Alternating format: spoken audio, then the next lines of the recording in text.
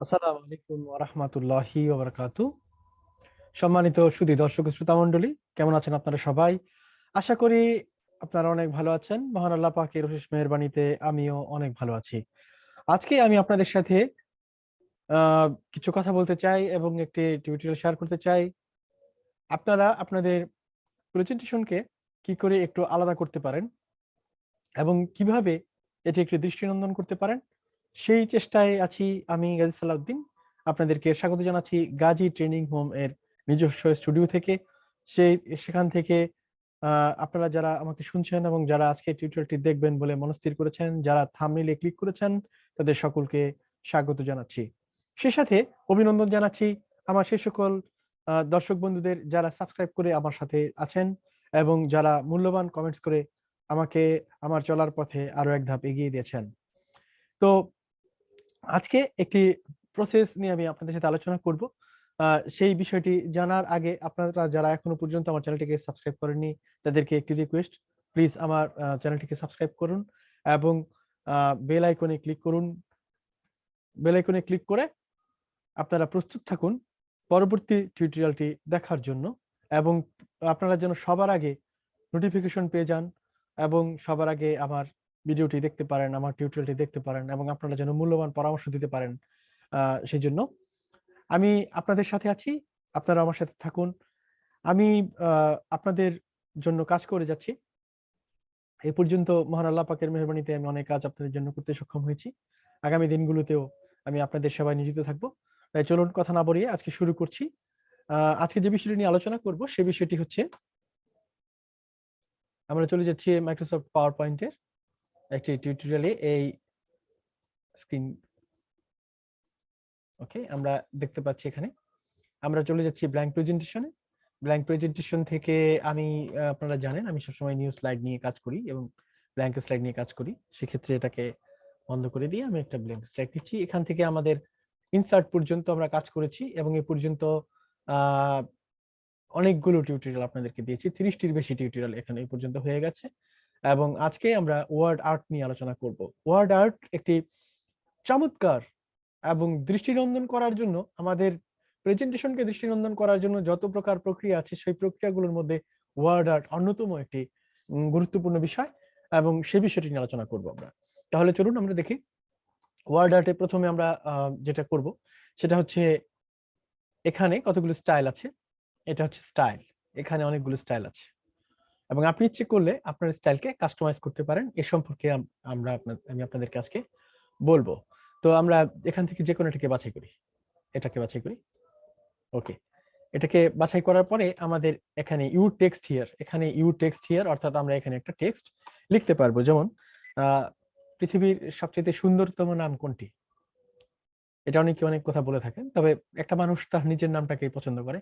আমি আমার নিজের প্রতিষ্ঠানের নামটাই লিখবো। ওকে, আমি আমার নামটা দিলাম, আমার প্রতিষ্ঠানের নামটা দিলাম, আপনাদের ভালোবাসার নামটি দিলাম, যারা আমার সাথে আমাকে ভালোবেসে আছেন।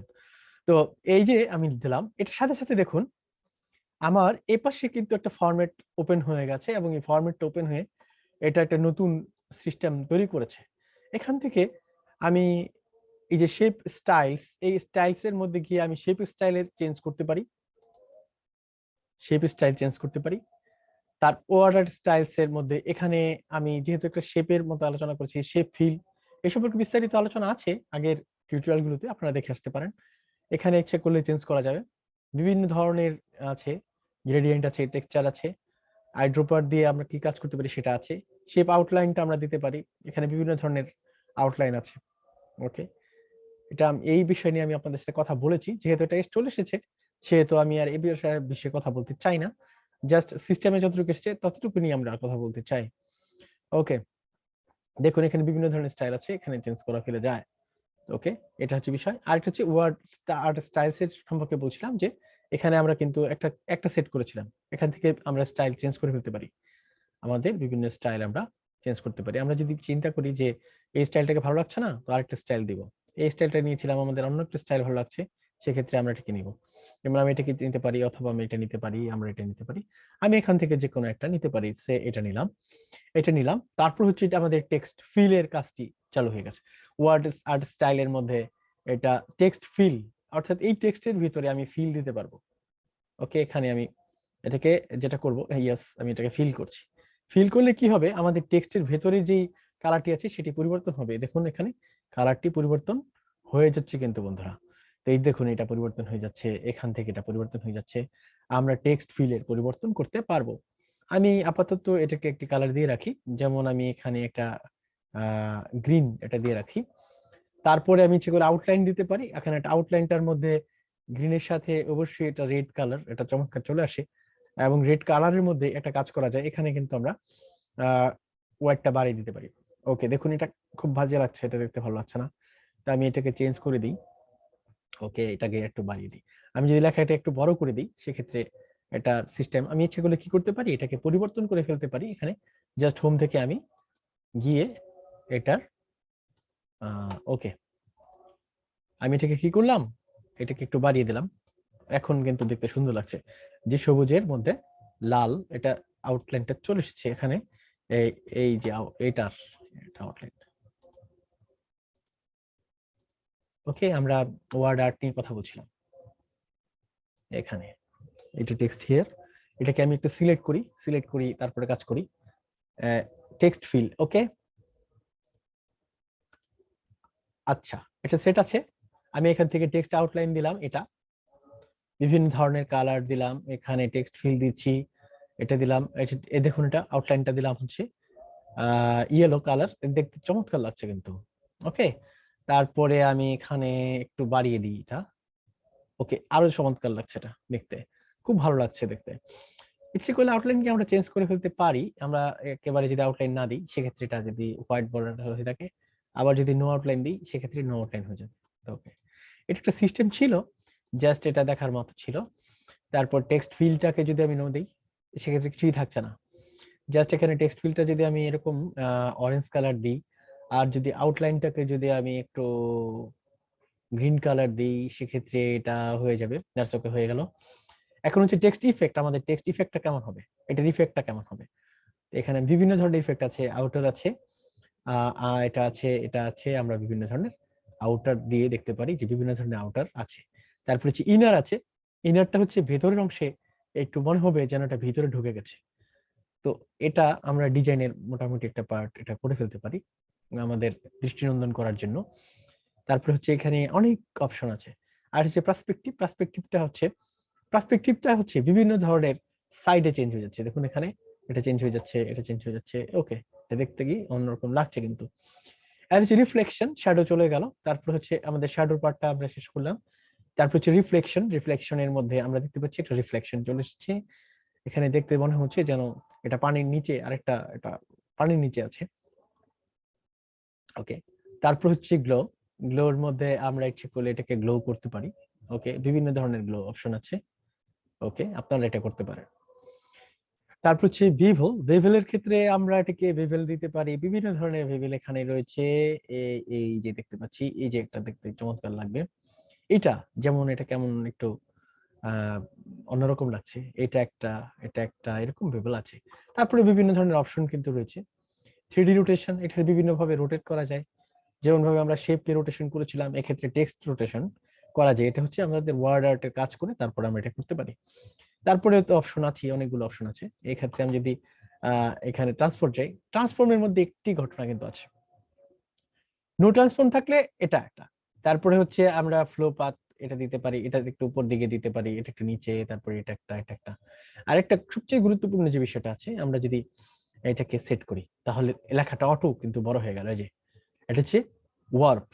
ওয়ার্পটা দিয়ে আমরা যখন কাজ করছি, তখন এটা একেবারে মানে পুরো টেক্সট বক্সটা ভরে চলে আসছে। এক্ষেত্রে এই যে লেখাটা চলে আসছে, এই লেখাটা কিন্তু যেভাবে আছে, এটাকে কিন্তু আর কোনো পরিবর্তনের প্রয়োজন নেই। পরিবর্ধনের যতই পরিবর্তন যাই কিছু করি না কেন, আমাদের লেখা কিন্তু সব বড় বড় হয়ে চলে আসবে। এই যে এখানে এই লেখাটা কিন্তু এই সিস্টেমের ভিতরে চলে আসছে। আর এই একটা বিষয় হচ্ছে, আপনারা কি একটু খেয়াল করবেন যে আমরা এই এটা যত বড় করছি, ততই এটা বড় হচ্ছে, এবং এটা একটা পয়েন্টে গিয়ে এই যে শেষ পর্যন্ত এটা টেক্সট বক্সটাকে ছাড়ছে না, টেক্সট বক্স ধরেই এই কাজটা হচ্ছে টেক্সট ইফেক্টস এর ক্ষেত্রে। এটা আমরা বিভিন্ন ক্ষেত্রে ব্যবহার করে থাকি। অনেক সময় লেখাকে আমরা অনেক সময় বড় করে রাখতে চাই, সেক্ষেত্রে আমরা টেক্সট ইফেক্ট ব্যবহার করে এই এই যে ওয়ার্ড ওয়ার্ডের ক্ষেত্রে আমরা এই অপশনটাকে ব্যবহার করি। এই যে প্রথম অপশন যেটা আছে এটা এটা ব্যবহার করি। এটা হচ্ছে স্কোয়ারের তারপর হচ্ছে বিভিন্ন ধরনের অপশন রয়েছে, এগুলো জাস্ট আপনারা ক্লিক করবেন, যত বেশি ক্লিক করবেন তত বেশি বুঝতে পারবেন, তত বেশি শিখতে পারবেন। তো এটা হচ্ছে একটা বিষয়, এটা একটা এই ধরনের আছে এটা ইফেক্ট। আচ্ছা, আমরা এইভাবেই এটাকে আমরা ইচ্ছে করলে একটি লেখাকে আমরা বিভিন্ন ভাবে ওয়ার্ড এটা স্টাইল দিতে পারি, আমরা ইচ্ছে করলে এটাকে কাস্টমাইজ করতে পারি, এবং আমরা আরো কিছু কাজ করতে পারি।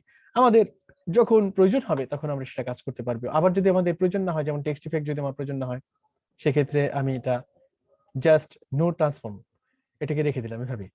তো এক্ষেত্রে আমি কি করতে পারবো, নো ট্রান্সফর্ম যখন ট্রান্সফর্ম হলো না, যখন কোনো কাজ করলো না, তখন এটা আমি এটা স্বাভাবিকভাবে ব্যবহার করতে পারবো।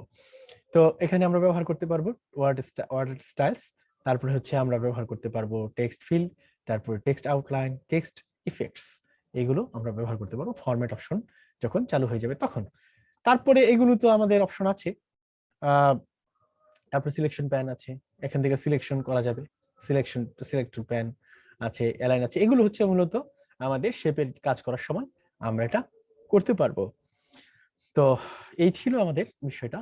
আর আরেকটা বিষয় আছে, আমরা কিন্তু এটাকে বিভিন্ন ধরনের স্টাইল দিতে পারবো। অর্থাৎ আমাদের যে ওয়ার্ড আর্ট আছে, ওয়ার্ড আর্টের মধ্যে আমরা আমাদের পছন্দ মতো এটাকে আমরা বিভিন্ন ধরনের ফন্টে চেঞ্জ করতে পারবো। তারপরে ফন্ট চেঞ্জ করে করে আমরা ফন্ট চেঞ্জ করতে পারবো। তারপরে আমরা এটার মধ্যে এটার ফন্টের কালার চেঞ্জ করতে পারবো। তারপরে এটা ফন্ট আকারে বড় ছোট করতে পারবো, এটাতে বোল্ড দিতে পারবো। অর্থাৎ আমরা সব ধরনের কাজই করতে পারবো, যেমন করে আমরা টেক্সটের মধ্যে কাজ করেছিলাম। তো এই ছিল মোটামুটি আমাদের আজকের বিষয়। তো আশা করি আপনাদের কাছে ভালো লেগেছে। যদি আপনাদের কাছে আরো কোনো পরামর্শ থাকে তাহলে অবশ্যই আপনারা আমাকে পরামর্শ দিয়ে ধন্য করবেন। আপনাদের প্রতিটি কমেন্টস সাদরে গ্রহণ করা হবে। আপনাদের সুন্দর একটা বিষয় আমি বলবো, সেটা আমি এখানে বলছি যে আমরা যদি এখানে আবার যাই, টেক্সট ইফেক্ট ওয়ার্ড আর্টের ক্ষেত্রে যদি আমরা কাজ করতে চাই, এখানে আরেকটা আছে, এখানে থ্রি ডটের ক্ষেত্রে আসলে ব্যাপার হচ্ছে কি, এটা একটু বড় ছোট আছে, আর কিছুই মোটামুটি এটা নেই। তো আমি যদি এটাকে একটু ব্লক করি, হয়তো বা এখানে আমি কিছু পাবো। তো এটাতে একটু ব্লক করি ওয়ার্ড আর্টের জন্য, আরেকটা ওয়ার্ড আর্ট নিই, তাহলে আমি এখানে এটাকে ব্লক করি এবং এটাকে চেঞ্জ করি। ওকে, এটা চেঞ্জ করছি। তারপরে কি আরো কিছু আছে, আমরা ফরম্যাটের ক্ষেত্রে আরো কিছু ফরম্যাট, এক্ষেত্রে এই যেখানে আপনারা দেখতে পাচ্ছেন, এই যে এখানে ওয়ার্ড আর্ট স্টাইলস এর পরে এখানে একটা আমরা কিন্তু অ্যারো দেখতে পাচ্ছি, এটা অ্যারোতে ক্লিক করি, এখানে আরো কিছু অপশন আমরা পেয়ে যাব। তো অপশন পেয়ে আমরা যেটা করব সেটা হচ্ছে এক্ষেত্রে টেক্সট ফিল এবং আউটলাইন, তারপর টেক্সট ইফেক্টস, তারপর হচ্ছে আমরা টেক্সট বক্স, তারপর হচ্ছে text options, shape options. Text অপশনের মধ্যে আমাদের কাজ হচ্ছে এটা। তারপর হচ্ছে এক্ষেত্রে আমরা কিছুগুলো শ্যাডো চেঞ্জ করতে পারি, তারপরে যেমন রিফ্লেকশন চেঞ্জ করতে পারি আমরা। এক্ষেত্রে আমি একটু সরে যাই আপনাদেরকে দেখাচ্ছি। এখানে আমরা টেক্সট শ্যাডোতে চেঞ্জ করতে পারি, তারপর হচ্ছে গ্লোতে যেতে পারি, তারপর হচ্ছে আমরা সফট এজেস এটাকে সেট করতে পারি, 3D ফরম্যাট এটা দিতে পারি। 3D ফরম্যাটের মধ্যেও বিভিন্ন ধরনের অপশন রয়েছে, আমরা এই অপশনগুলোতে বিভিন্ন ভাবে আমরা বিভিন্ন ধরনের সাইড দিতে পারি। যেমন আমি যদি এখানে একটু বাড়াই, অবশ্যই এটা টেক্সট টপ বিবেল সেট হয়ে যাচ্ছে, এটা আমি সিলেক্ট করে তারপর কাজ করি। এখানে বিবেল দিচ্ছি, এটা দিচ্ছি। হ্যাঁ, এখানে এটা বিষয় হচ্ছে এটা কাজ করছে কম, আউটার দিচ্ছি। অর্থাৎ এখানে যেটা আমি দেখিয়েছি এখানেই আছে, এটা জাস্ট এখান থেকে ক্লিক করে আমরা এই থ্রি ডট, এইখানে যে অ্যারোটা আছে, অ্যারোতে কাজ করার পরে এখান থেকে একটা ফরম্যাট শেপ চলে আসবে, এবং সেই ফরম্যাট শেপের মধ্যে আমরা আমাদের কাজটি খুব সুন্দরভাবে করে নিতে পারবো। এখান থেকে যদি আমি সাইজটাকে চেঞ্জ করে দিই, এই দেখুন এখানে সাইজটা চেঞ্জ হয়ে যাচ্ছে, এই এটা একটা সাইজ হয়ে যাচ্ছে। তারপর হচ্ছে আমরা যদি ভিভিল দেই, ভিভিল থেকে আমি এটাকে একটু বাড়াই,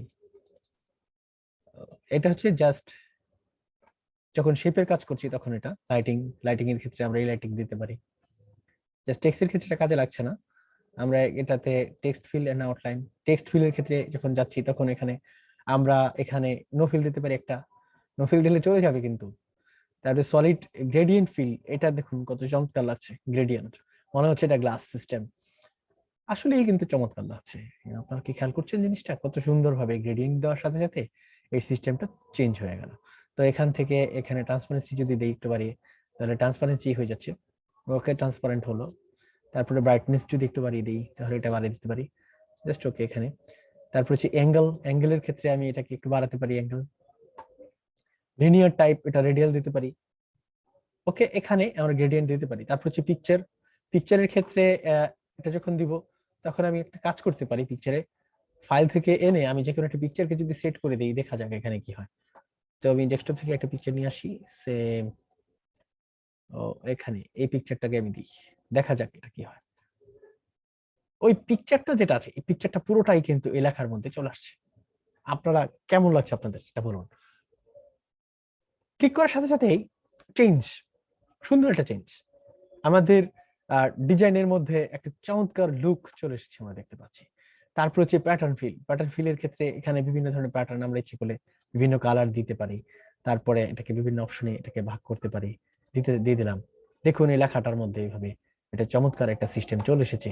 এখানে একটা বিষয় চলে এসেছে, এটা আউটার গ্লো থাকার কারণে আমরা যদি আউটার গ্লোটাকে একেবারে বাদ দিয়ে দিই, আউটার গ্লো যদি না দিই, তাহলে সেক্ষেত্রে এটা কি চলে আসে, গ্লোটার মধ্যে যদি আমি এটাকে 20% না দিয়ে একটু কমিয়ে দিই, তাহলে লেখাটা চমৎকার ভাবে বোঝা যাবে।